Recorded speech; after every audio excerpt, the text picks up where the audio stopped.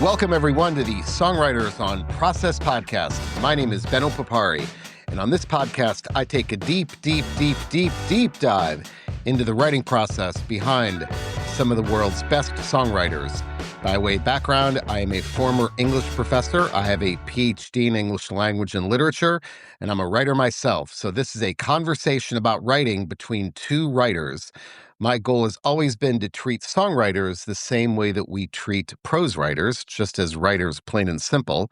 So that's all we focus on. I don't care about tour stories, favorite bands, how bands get their name, favorite foods, anything like that. This is, again, a deep dive into the songwriting process with some of the world's best songwriters.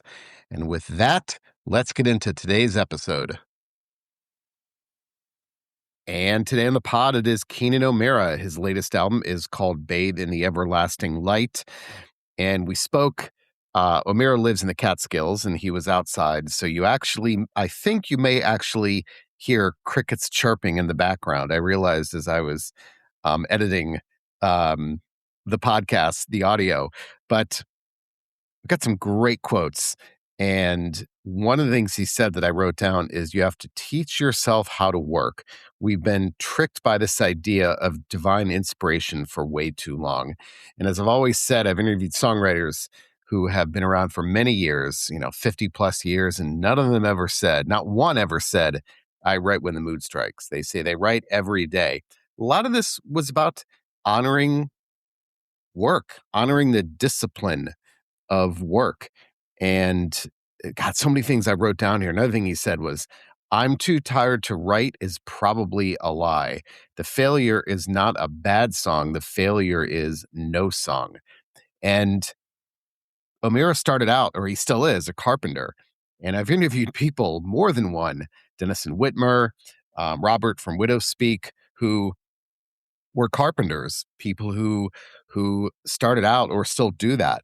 And that kind of job takes tremendous discipline, and that carries over into the creative process. So again, a lot of this is about showing up every day, doing the work, honoring the idea of work, and that's how you become a good songwriter.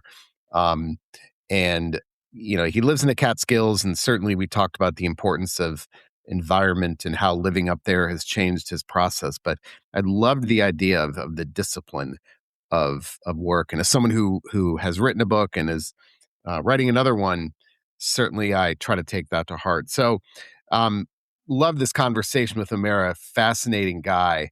So much to say. The latest album is called Bathe in the Everlasting Light. Here is my interview with Keenan O'Meara. Is it important, do you think, in some fashion to create every day?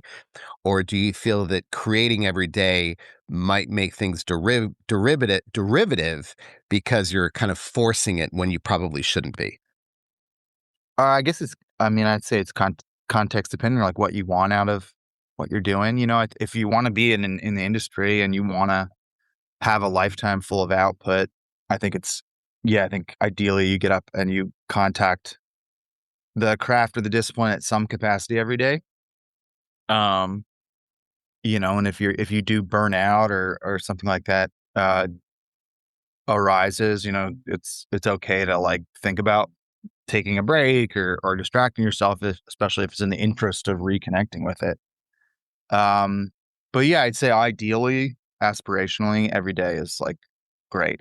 I've found I'm most in tune with everything, and I have the most access to my creative facilities when I'm flexing that muscle every day. Now, you said aspirationally, so there's some wiggle room there. So are you disciplined in that? Do you try to make time for it every day, whether it's writing? I'm sure you practice every day, but do you write every day? When I'm in record mode, it's every day. I say I gotta have an hour, even if it's an hour of just making total garbage.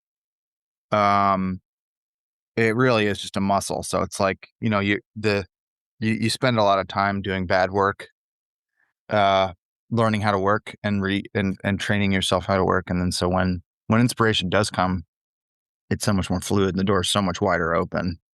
And you have so much more power to manifest. because all that stuff's ready to go. You're not like there's even just like basic stuff like your keystrokes on your software you might be using, or your scales, or your is your voice in shape, like stuff like that.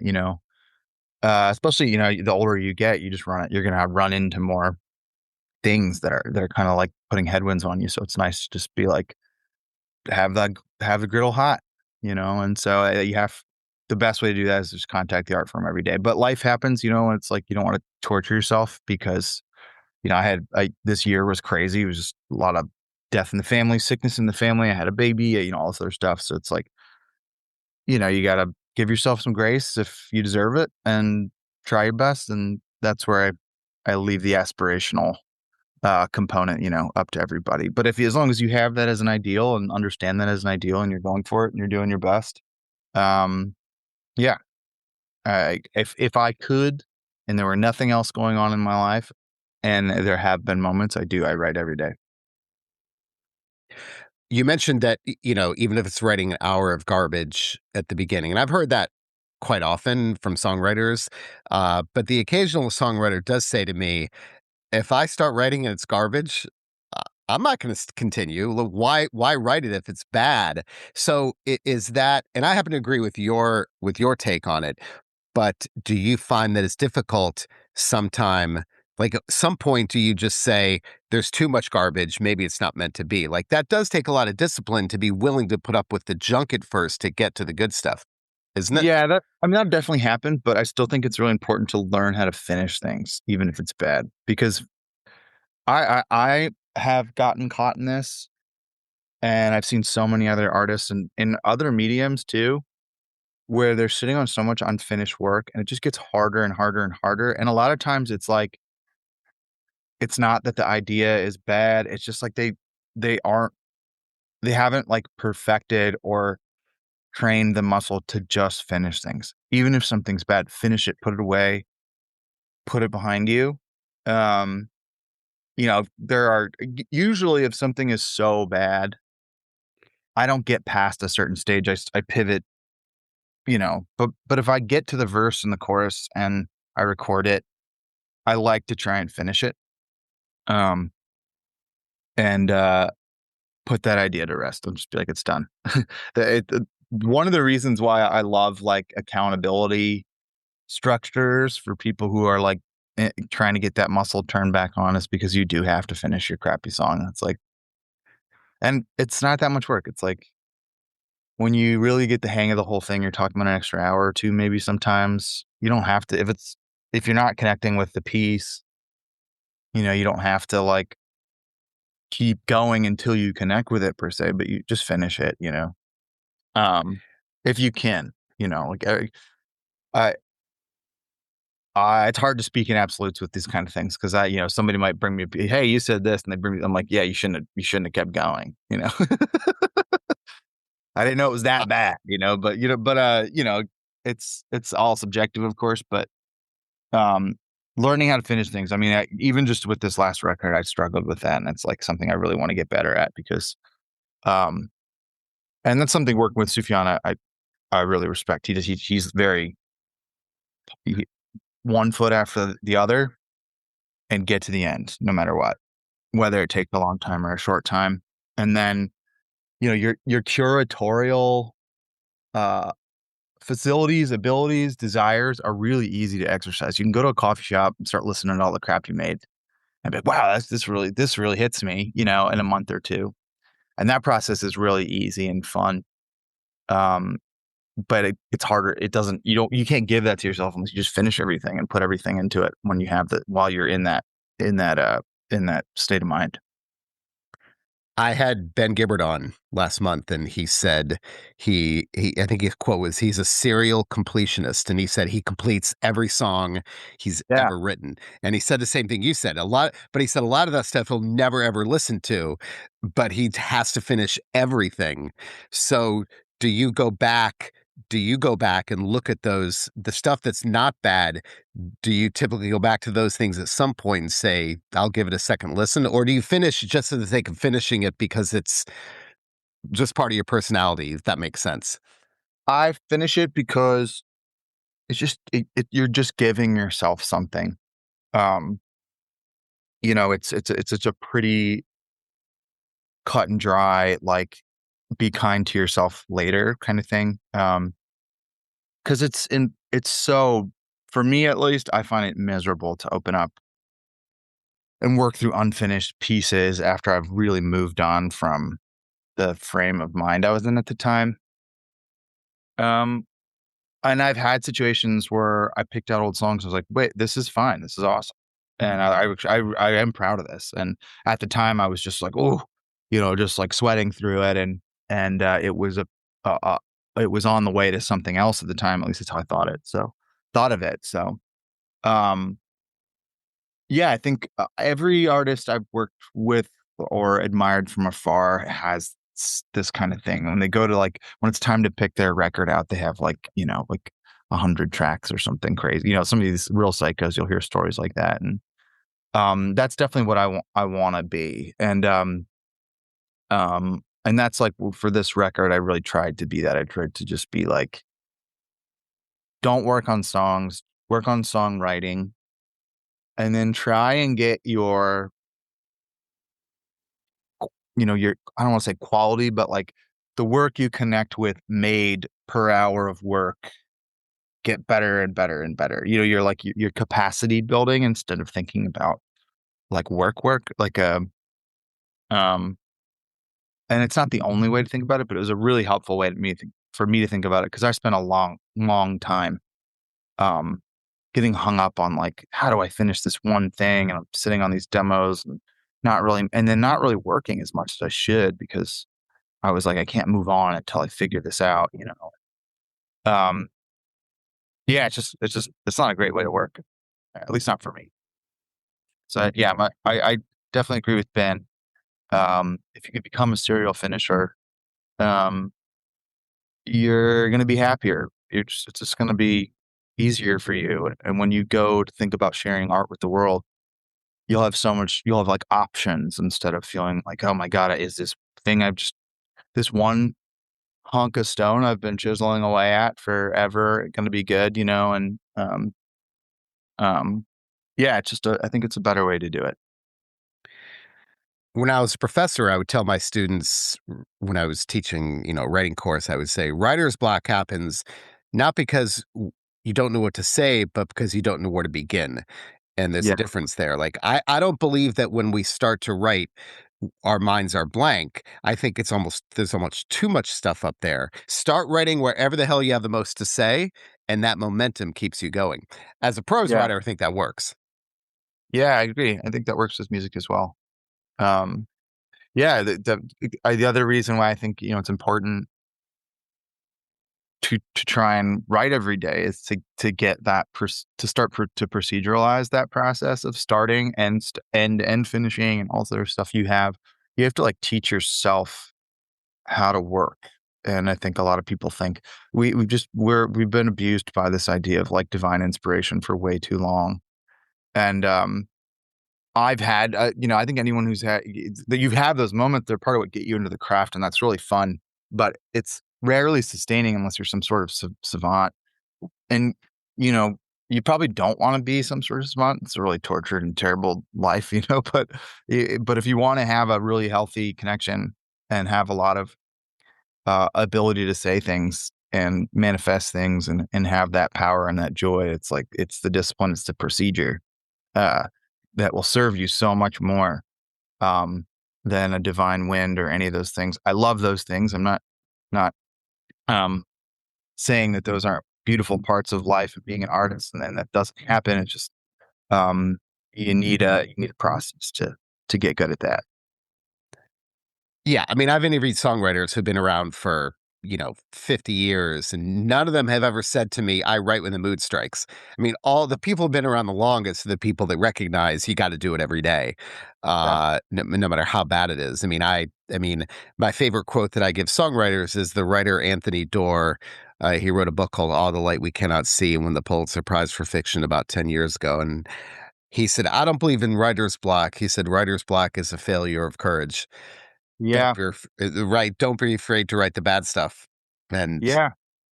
I'd say, yeah, it is a fear. It's a fear of just pain and uncomfortability and instability. Yeah.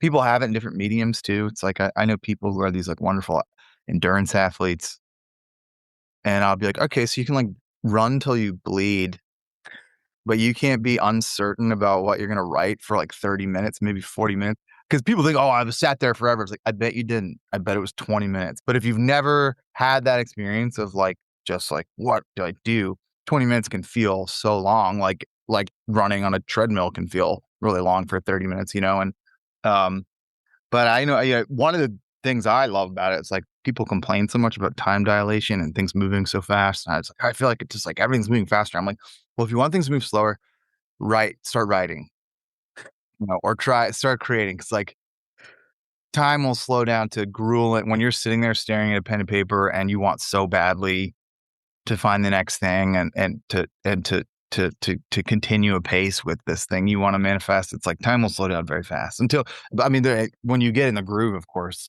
days will disappear, but beginning is tough. And, especially if you've put the pen down or the guitar down for a long time, you know, it's really can be really tough to turn that all back on after a while. Um, but it's a great way to slow down time if you're worried about things moving too fast. Do you have hacks though if you are sitting there and it's not happening? I mean, I know that as a prose writer, the standard advice is walk away, don't stare at your computer, walk away. As a songwriter, if you do find that it's not happening, are there hacks that you use to whether it's going to another room or hacks you use to kind of break through?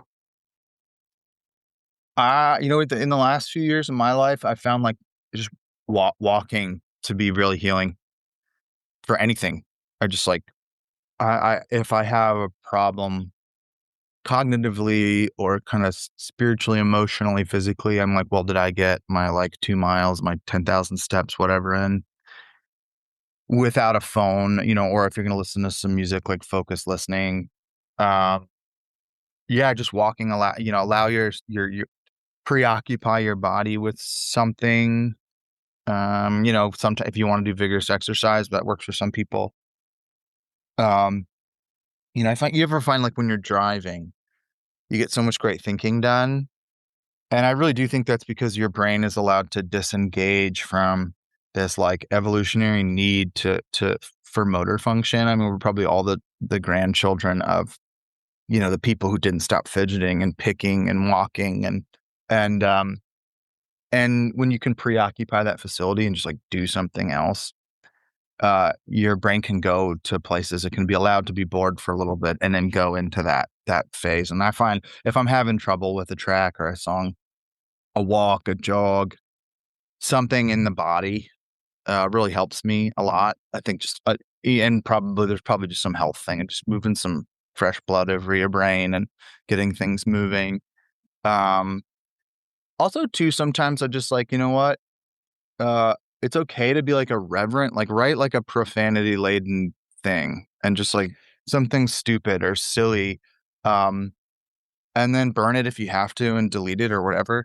But if you're feeling frustrated or anger, it's just like just get it out, like put it on there, and that helps me sometimes. And then, I'll go back and listen to the really dumb thing I just did, and I'll be like, wow, that's really stupid. But then I'll feel a little bit kind of cleansed and a little bit sort of, um, I don't know, a little bit tuned up.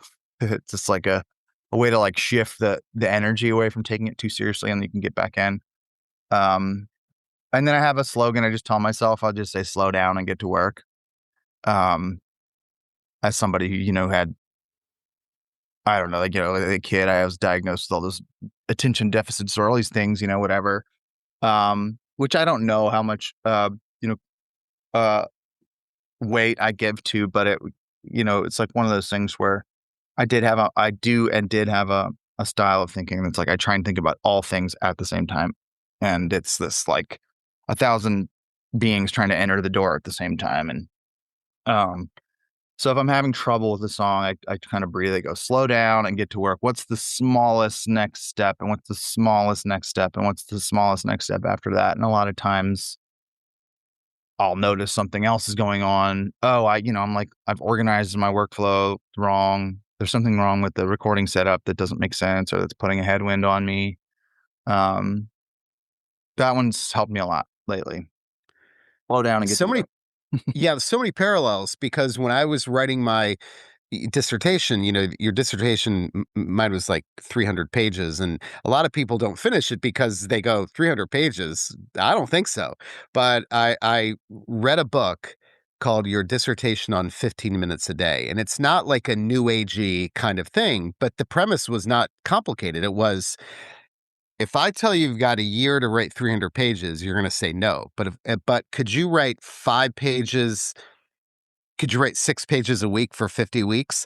You probably can. And that's Yep. kind of what I think we're talking about is breaking. That's why I like to-do lists. I think like with a writing task, and again, I'm talking about long form writing, a to-do list makes things much less daunting because you're breaking it up into manageable pieces, which is kind of, I think, what you're saying, right? It works for you as a songwriter too. Yeah. It works for everything. I lost my mother in January, and grief is the same way. You just got to go like, what is the next hour? How do I meet my needs for the next day? And fatherhood's been like that. You're just like, here we go.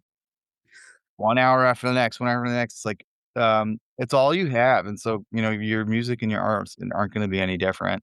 There are, you meet people and I work with people who will, stay up for 3 days and, and, um, and get workout like that. And I'm amazed by that. I've had moments in my life where, uh, I look up at the clock and it's 5 in the morning and I've been, and that's a cool part of life. But, um, if that's what you're going to do, you're probably going to be compelled to do that anyway. And if you're sitting around having like writer's block, stay up for 3 days and go for it is probably not going to help you. Maybe it will. I don't know. But, yeah, it's incredible when you just give up and relinquish to the sort of the reality of how time works and is affecting you and the limitations of what you can do, and just think about like this next step, this next 15 minutes. And if you do that every day, yeah, it's just crazy. It's how it adds up. Um, it's the same with like exercise, 20 minutes a day can change of just something of like yoga or whatever. It changes your life. Like it changes your whole life. You wake up one day and whole ailments that were there are just gone. And if you contact with your work for 15 minutes a day, yeah, you'll wake up in 2 weeks. But whoa, I got this piece of work actually. And then so a lot of times I find inspiration will strike in really fun ways, in ways that are more like, romantic, where you're just like, wow. And you do get these like big swells of energy, and you'll do like, I wrote like this last record, I wrote like 4 of those songs in like a week. Mm. Um, just because I had this like, but that was at the end of 2 weeks of trying to turn full songs in every single day to my friends. And, and a lot of the songs were really bad. And I was just like, oh, like struggling in my song. And they were singing all these amazing songs. And so I was getting all like hung up um, but yeah, it's an incredible thing. Just a little bit a day can take you a I've long way. I've got speaking of driving, I have a great quote up here by David Byrne. David Byrne said, "A car is a good place to write lyrics. Driving occupies one part of the brain, freeing up the other." And Yes. that's Yeah. exactly what you're talking about. So the Yell other at my thing notes. I put the auto dictation and I have my notes and I just yell while I'm driving. And I have and now the voice memos on your phone now will dictate, so it's great. So I'll just turn on voice memos and start yelling lyrics into it. And it's a really nice way to capture things and do something while you're doing nothing. So there's a reason for that. The other quote I always give songwriters is Agatha Christie said, "The best time to write a book is when you're doing the dishes." So the idea behind that, you mentioned boredom, the idea that when our brains are engaged in repetitive, monotonous activities. So I've heard things like gardening, vacuuming, mowing the lawn, folding laundry, driving, or any kind of repetitive motion that requires no thought. Yep. That's when the conscious ideas bubble up in those the times of monotony, again, when you're doing things like gosh, so many songwriters have told me that before they did songwriting full time, like I interviewed Mary Timony a couple years ago, and she said that she had a job licking envelopes at some point, like a temp job before she became a full time songwriter. But she couldn't stop thinking about songs because it was a mind numbing activity that required no brain power. So does that Yeah. happen often for you? Not just driving, but other things as well? Yeah, I mean, I was working carpentry when I made this record, and I wouldn't call it carpentry monotonous per se, but it is very procedural and mechanical, and you can't cheat. It's like you have to. So it's like any other chore. You show up, and you just start to have to slowly move through a series of steps. And there's an order of operations, and then there's like observable, measurable metrics for quality and fidelity. And so just getting up and honoring that process every day was great for my songwriting because when I'd have a day off, I could just kind of just refocus that into what I was doing. I was like, all right, and you really have that slow down and get to work um, mentality like really tuned. I love carpentry so much, um, you know, if we'll see how this record goes, but if I have to get another job, I definitely will go look for another carpentry job because it's like very very satisfying, and um it's a very pure form of creation. It's satisfying in the way that songwriting is, and in other ways, it's even more satisfying because there are a very little subjectivity to the quality of your work. So you don't have to sit around and think about like, um, does this matter and does this work? You have squares and levels and measuring tape, and you can go and say it does work, and somebody will successfully live here, safely live here, and this is awesome. And so it was very healthy for just the spirit and the psyche, and it gave me a lot of wind and just a nice template to work with when it came time to get in the studio or um, pull up a notebook and start playing some ideas into it. And it also was, prove to myself that "Oh, I'm too tired to write" is usually a lie. Mm. And 'cause we're in this heat wave right now, sitting out, it's 94 degrees, and I was thinking about, "Oh, I'm so hot, I'm so hot," and I was like, "Fuck, last summer I was working in this." And, in that year I was working on this, and I remember coming home and being so exhausted. It was just in bearing heats we got these heavy leather, belts, and I had a framing hammer, and then we would had these framing guns that were battery operated, so you couldn't even hang them on the hose, and so you're walking around with like 20, 30 pounds of gear, and it was just like crazy hot. And but I was like, crap, like all these amazing artists are on this email chain, and they all just sent songs. I can't not send a song. Like the failure is not a bad song. The failure would be no song. Mm. Um, and I thought, oh, I'm just gonna write there were days where I had a Saturday morning off, and I had those like I got to write my bad song. I just got to write, just write. It doesn't matter if it's total dribble. And I would write these like whatever, just like I did it. Here, press send. But then some of those nights I came home after work and I would write, and those were the songs that made it to the record. Like there's a song called "They Won't Love You" on the record, and I wrote that in one rip.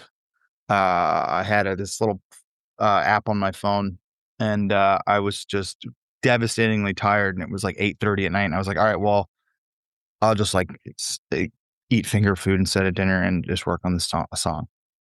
And I just quickly just went bum bum bum bum bum, ching, and I was like, cool, that works. And then I was like, it's easy, just sing the melody and play in your right hand. That's fine. And like I'm a teacher at a school or something. Um, and I was just kind of pulling up kind of stuff about my dad and my uncle and just kind of pulling their story out of the ether. And then it ended up being one of my favorite like pieces of work on the record. I was so proud of that work. Um, and yeah, and just like I did it exactly when I had historically told myself it was impossible to write, right? It's like it's time to go to bed. It's not healthy to do this. And so And, that was probably it felt like all night, but I think it was probably 2 hours, 3 hours, and I had a song on the record that I'm proud of. It's like priceless. It's a priceless feeling.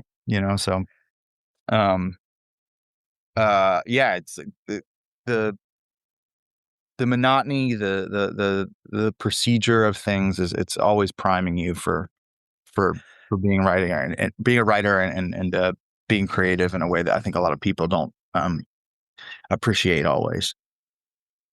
I was thinking I need to explore the family tree of Sufjan Stevens and the people and the carpenters he's worked with because I had Denison Whitmer on last year. Oh He's yeah, a he he's a great carpenter. I will not be even close to Denison. Denison's the Finnish carpenter. I am a caveman. I was framing houses, so but still I'm fat. I the was orders thinking, of wow. magnitude tighter precision tolerance than I am. So don't tell him I liken myself to him. If you talk to him again, he'd be so insulted. And Robert from Widow Speak, he's also a Oh, I carpenter. know Rob. Yeah. He's not a Sufjan Stevens. I don't think there's a Oh, he's a connection there. great guy. Yeah, he worked at a furniture company in, Kingston because he used to be up here, and I used to see him a good bit. He's a really sweet guy. Yeah, he's a carpenter as well. He was, I think a Finnish carpenter for a really great, furniture maker in Kingston when he was here. I don't know what he's up to now. I think he's back in the city, right? Yeah, yeah, they're back in the city. But Yeah. I'm fascinated by this. I'd love to explore at some point what is it which kind of what's the term we use? Like I've not talked to many people who are sculptors who also are songwriters, but woodworking seems to be something that gets people going, creative wise. I can't recommend it more. I think everyone should build a house, whether it's a job or go do Habitat Humanity for a summer. It's really cool to see what it takes to have an abode and a shelter in modern world, and um, but also it's just like it's just challenging enough for your body. It's, pretty easy math. It's not crazy math. You gotta get a little weird with the fractional stuff, but, um, uh, it's just really good. You're on your feet, you're doing, light calculations, there's teamwork. It's just like it's one of the coolest, um, and I think one of the most just like spiritually giving professions for sure. I know there's probably some guy right now that's like zip sheathing a Ruth right now, like shut the hell up, Keenan. This sucks. Um, Anything can be made miserable through the right context, but I still think like everyone should go build something, do a stick build, pull the numbers, watch a Larry Hahn video or two. Um, it's just the best, and it really helps you in so many ways, but, not just songwriting. But it also confers, like, engenders you with a pretty cool perspective on, like, you don't take houses for granted when you build one after, like, man, like, somebody really got their shit kicked in to get this freaking thing done. Like, it's a lot of work, and it's really hard, and when they're built well, it's a really beautiful thing, and so we always joke behind like you walk into any building and like there was somebody breaking OSHA violations and smoking menthol cigarettes to get this done, and the world is just like on their shoulders, and it would all collapse without them. And um, it was a it, it's a it gave a lot to me, and I'm sure it's not the last time I'll be involved with the profession at all. But yeah, carpentry, it's great for songwriting. If you're really out of ideas, go get a carpentry gig for a while. That's going to be the pull quote for the podcast, by the way. That they just gave it to me right there. Now, if I read this correctly, you are involved in the songwriting circles with Hannah Cohen, right? Is that correct? You were okay. Yeah, I love Because Hannah. She's a great yeah, friend. so I had Hannah on last year, Oh, and great. yeah, and I'd have to go back because I'm pretty sure she talked about the songwriting circle, but Yes, didn't it was mention the people. And now it's dawning on me that's probably you. yeah, Um, it was Hannah, it was Sam Evian, yeah, and my partner Meg Louie, who she's putting out a record on Asthmatic Kitty this fall, I'm really excited for, and Sufjan. And, it was kinda like right in that period of where, like, the initial shock of the pandemic and the economic and health realities and social realities had kind of settled into. this really objectionable, but like it was like this is what it is now for a while. So we had this kind of attitude of that was, a little bit of beauty and a very terrible time. Uh and you look back at those things, you're like, wow, that was actually really special that we had this time.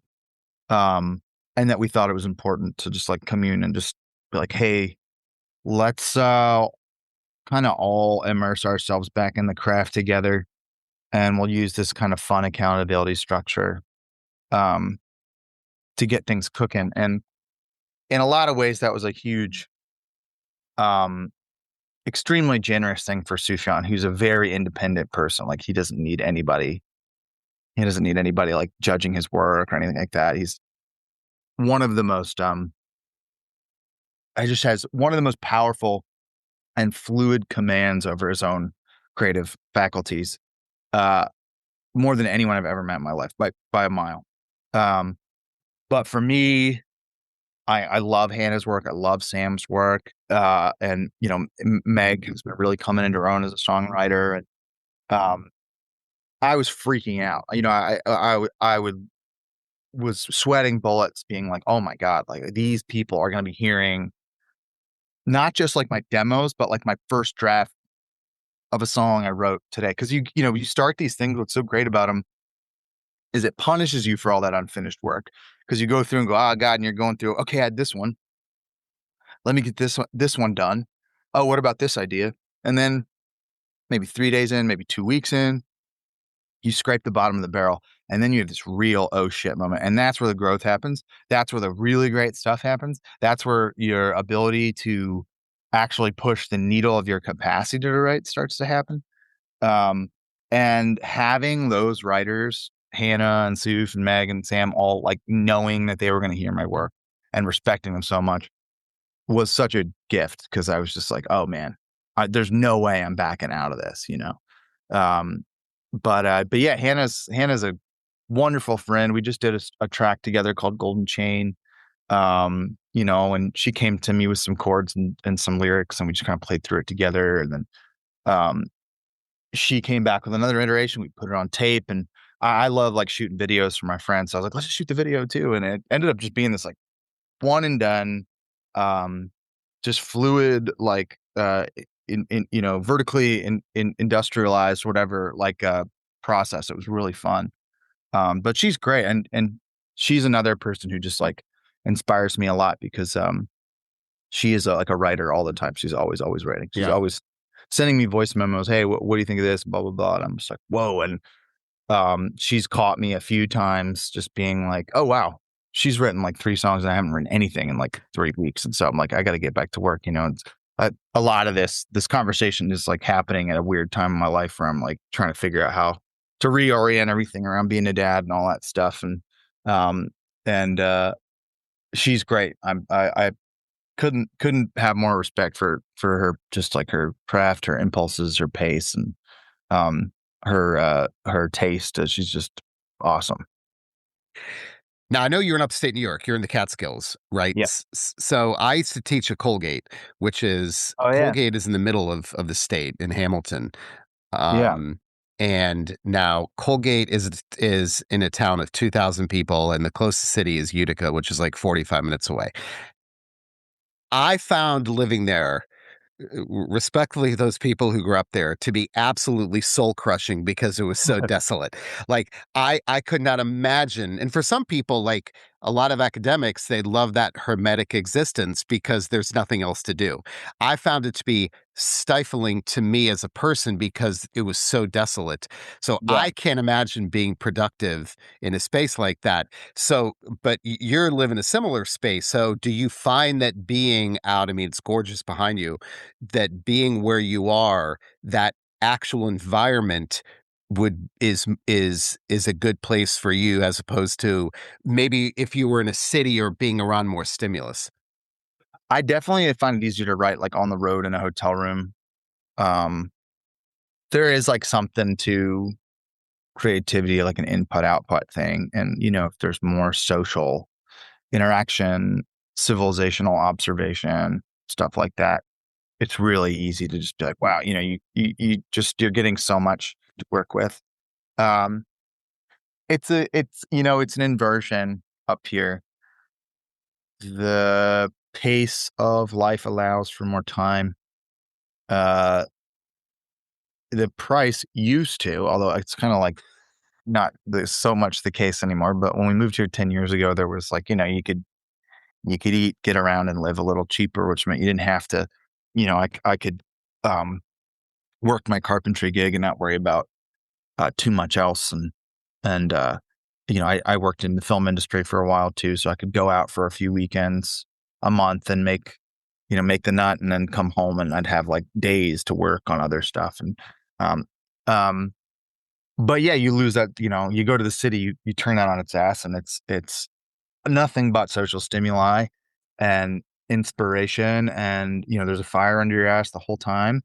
But you're lucky to be able to preside over a bedroom sized place for your as your own domain. Um, so I don't know. We've my partner and I, go through it a lot. A lot of people get up here, they get to like the 5 year mark, and they start to get a little bit of that shining syndrome, and we've been in and out of that a few times. We used to joke that the easiest way to live in New York is to leave.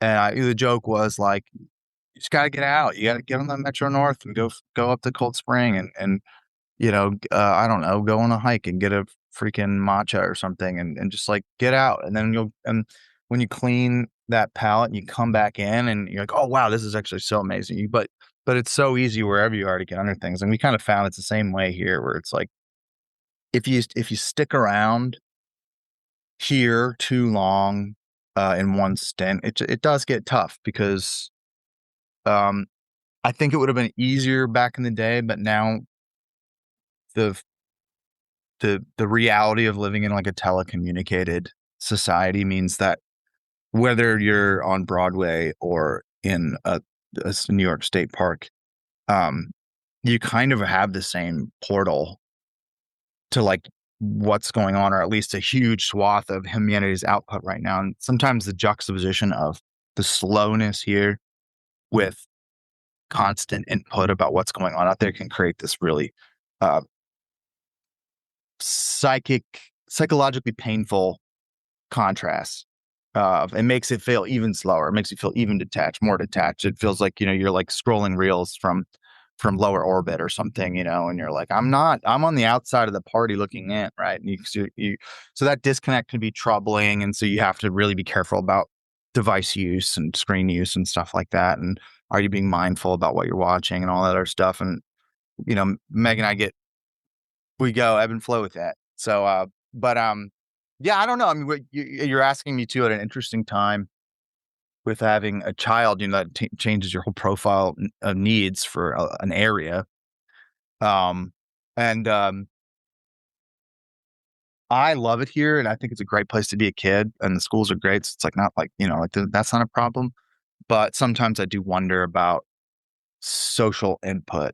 And I know a lot of kids who like grew up in New York, and they're just like such wonderful, mature people beyond their time in a lot of ways. And they like, they drank and partied like 16 to 19 and like grew out of it, where it's like, I grew up in suburbia, and you know how it is, like where we grew up, it's like everyone's like they try and make them monks until they're 16, and then they go off to college, and it's this like calamitous and disastrous like Rumspringa for them. And like, I know people who died, and it's like, Yeah.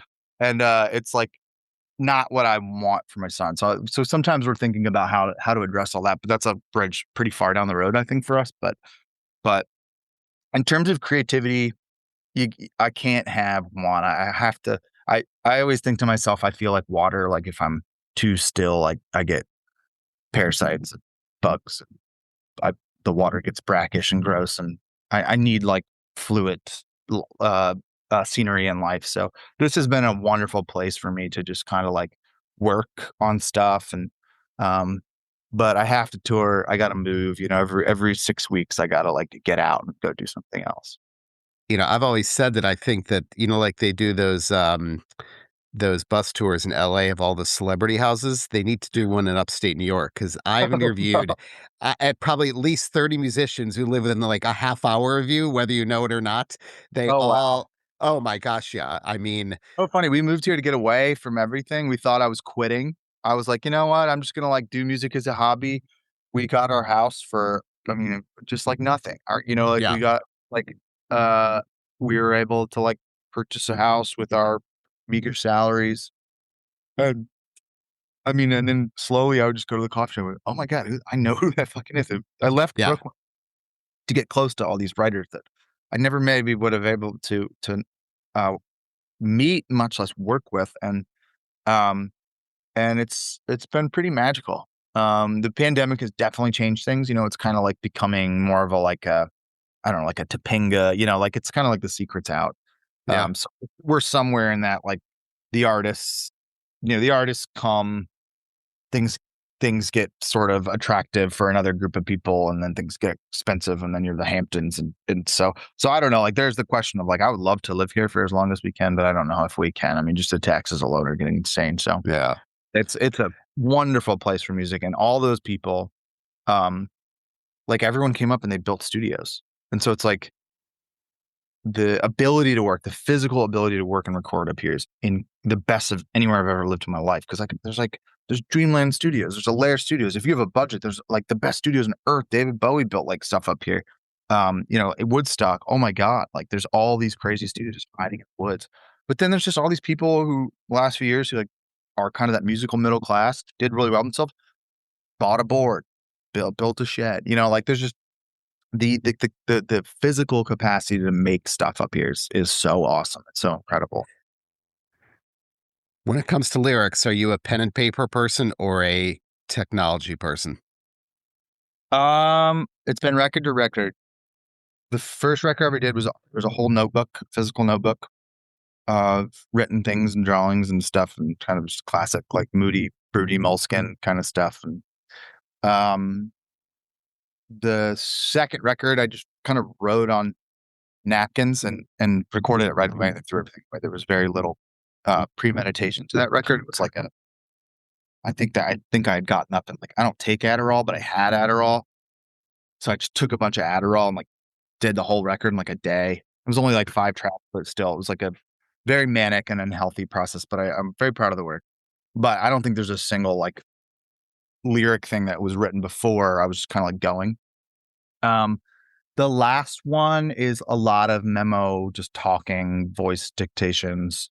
Um, so I guess technically technology, but not in, like, a fancy way. I just yell at the phone like I'd yell at a tape recorder. Um, and, um And sometimes just even a lot of those songs are the first time I've ever done this. I opened the recording session first. So instead of treating like a blank paper or a note like the place to start, I just treated the session itself like a canvas and just started recording and writing. And so I would kind of like write in the little box and the notes in the actual session itself. I'd throw notes in there and just be like this marker, this lyric, and just write things out there. So that stuff, a lot of that stuff was all in the box. Um, yeah, I don't know. It's a little guerrilla warfare with how I do it. Like, 'cause sometimes it's just I'm like, whatever's around, I'll start writing. But this next record I'm working on, I just bought like a green moleskin again. I just kind of I'm in the pen and paper world, so I'd say both. It really just kind of depends on how the wind's blowing. Do you favor this is gonna be very specific. Do you favor a certain brand or color of ink? Oh wow, I like really thin, point 0.5. Like those drawing, what I'm talking about? Yes, I do. I love those little with the skinny needle point. I hate a ballpoint pen. Ballpoint pens demoralize me and make me feel terrible. And I have been watching YouTube videos to try and get my handwriting to be good. My dad's left-handed, so he has like it looks like a caveman writes when he writes. He's a brilliant man, but like, oh my god, it's just terrible. And I look at mine, I'm like, and I sometimes the moment of like whatever the opposite of eureka, like the negative eureka. I don't know what would be a good word for it. Like I'm just like I had this moment of like horror and epiphany.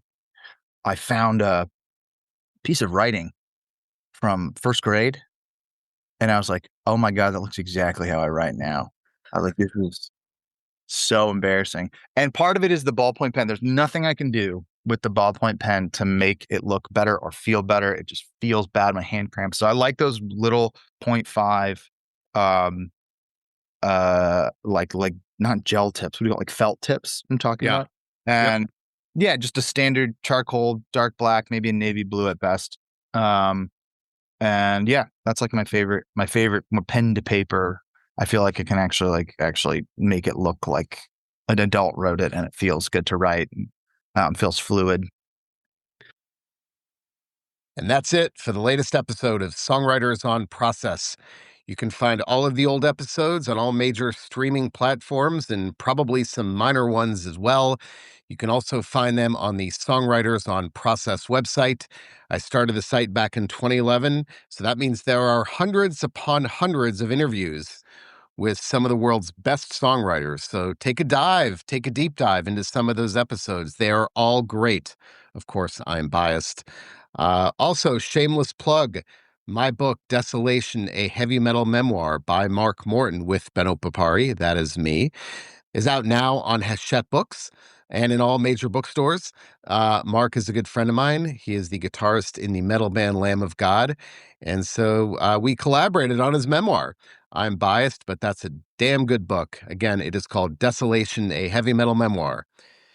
And lastly, if you want to get in touch, go to the Songwriters on Process website. You can fill out a handy contact form and it'll get to me that way. You can also email me at ben@songwritersonprocess.com. I'm all ears. Send me your comments, your suggestions, your complaints, people you want me to interview. I get great suggestions all the time. I can't respond to all of the emails because I get a lot of them, but I do read all of them. And let me know your thoughts. If you have ideas for people you want me to interview, there's your chance. And with that, I am out. See you next time.